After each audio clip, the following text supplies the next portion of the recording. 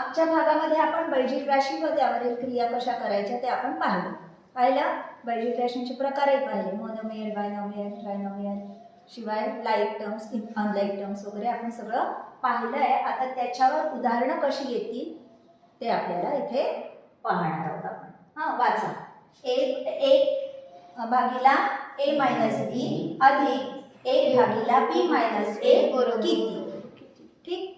आता इथे पटकन आपल्या डोक्यात आलं पाहिजे की इथे काय करता येईल, म्हणजे त्याचं उत्तर ह्या चारपैकी एक असेल.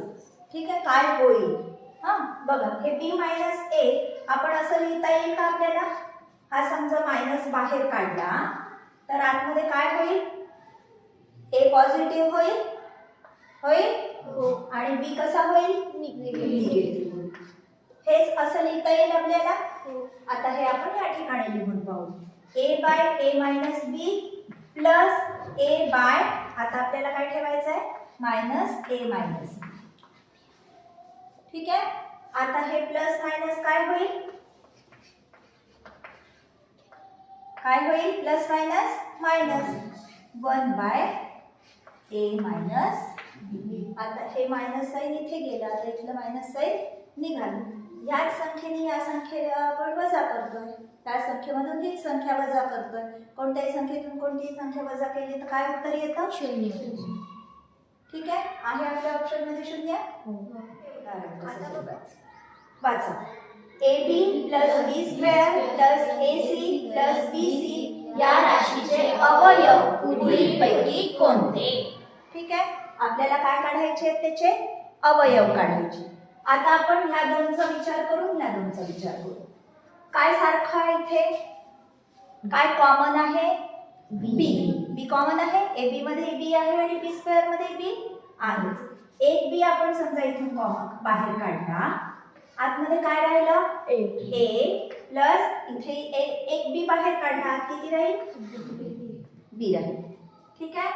प्लस याच्यातून काय बाहेर निघेल? सी. Very good. काय बाहेर निघेल? सी.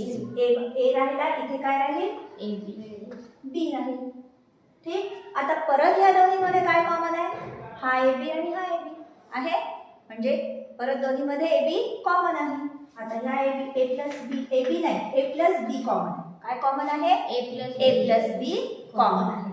त्याला बाहेर काढू. मग आता काय राहिलं? बी प्लस सी. ठीक आहे इथे कुठे ऑप्शन मध्ये कुठे आहे? ए प्लस बी, बी प्लस सी. हे आहे आपलं उत्तर.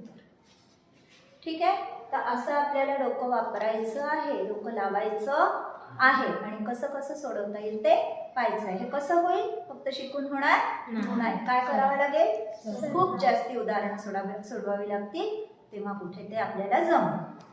ठीक. हे आता उदाहरण बघू. वाचा.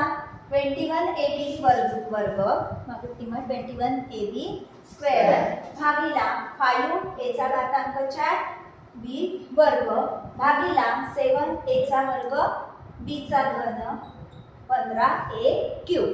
ठीक आहे. a चा घन. चला हे लिहून घ्या इथे.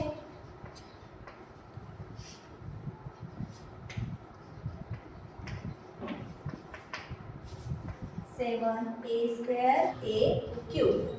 ठीक आहे. इथून गुणाकार करून घेऊ. माहिती आहे तुम्हाला भागीला म्हणजेच काय? ह्याच्या रेसिप्रोकलने किंवा गुणाकार व्यस्ताने गुणाकार.